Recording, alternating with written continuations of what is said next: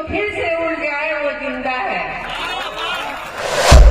ये भीड़ हिना साहब को देखने के लिए दरभंगा में मौजूद हुई है। फोटो खींचते हुए और वीडियो बनाते हुए जितनी भी भीड़ आपको दिख रही है, रात के 12-1 बजे का समय हो रहा है। इस वक्त हिना साहब के चाहने वाले, उनके समर्थक उनको देखने के लिए आए हुए हैं। ये सिवान से जब इन्होंने दरभंगा के लिए हुंकार भरा तो रास्ते में और उनके घर से गाड़ियों की लंबी काफिला देखने को मिला। इस चीज़ को देख करके पूरे सिवान और बिहार के लोग पूरे माहौल को ही समझ नहीं पाए कि आगे हिना साहब इस प्रकार से भी दौड़ा बिहार के दरभंगा जिले तक की है।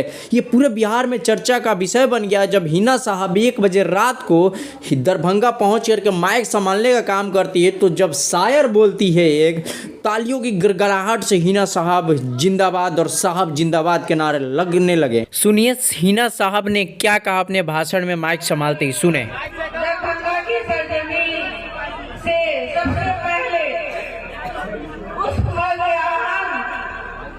और अजीम शख्सियत को खिताब अकीदत पेश करते हैं,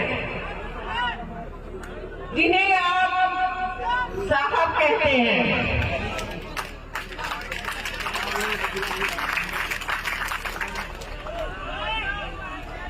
हर रास्ते में, हर चौक चौराहे पर उनके समर्थकों के द्वारा जेसीबी लगा करके पुष्प के पंखुड़ियों को तोड़ करके इस प्रकार से बौछार किया गया कि कई लोगों को हटाने के लिए शीशे के पास में खड़ा कराया गया। देखते ही देखते गाड़ियों की काफिला देख करके तमाम लोग आश्चर्यचकित रह गए और सभी लोग इस चीज़ को देख करके शहाबुद्दीन के ना रहने के बाद और उसामा के जेल में रहने के बावजूद भी हिना साहब के समर्थकों में कोई कमी नहीं है। बिहार के लिए एक ऐतिहासिक क्षण था और हिना साहब के लिए एक बहुत बड़ा सफलता की पूंजी मानी जा रही है। जिस प्रकार से उनके ऊपर पुष्प की बौछार करके और उनके तमाम समर्थकों के द्वारा ना किसी भेदभाव किए, ना ही किसी लोभ लालच में हिना साहब के साथ दरभंगा के सरजमी पे जाने का काम किया है, ये पूरे देश में चर्चा का माहौल बन गया है। इस लोकसभा चुनाव को देखते हुए हिना साहब का ये शक्ति प्रदर्शन माना जाए या फिर उनके द्वारा ये ऐतिहासिक यात्रा माना जाए। जिस प्रकार का इनका यात्रा था, देखते देखते हजारों की काफिला में गाड़ियों की मौजूदगी हो गई।